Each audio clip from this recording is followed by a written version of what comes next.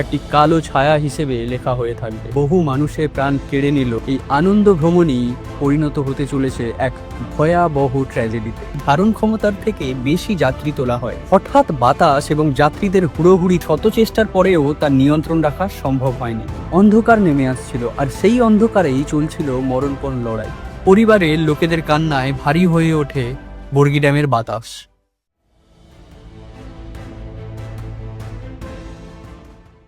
নর্মদা নদী পবিত্রতার প্রতীক, জবলপুরের লাইফলাইন। কিন্তু 30শে এপ্রিল 2026 দিনটি এই নদীর ইতিহাসে একটি কালো ছায়া হিসেবে লেখা হয়ে থাকবে।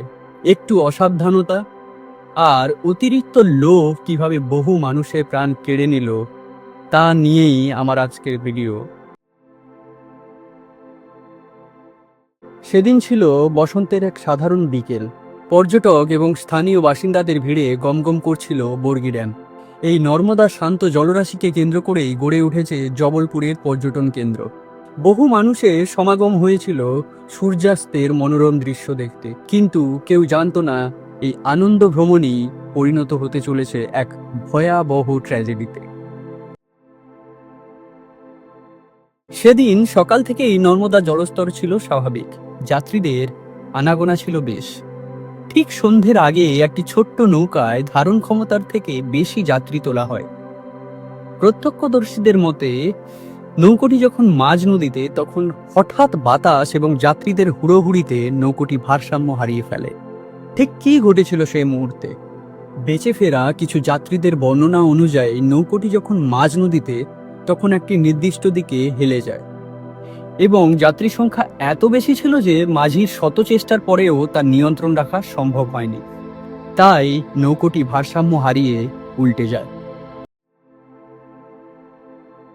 খবর পাওয়ার কিছুক্ষণের মধ্যেই ঘটনাস্থলে পৌঁছায় এসডিআরএফ এবং স্থানীয় প্রশাসন।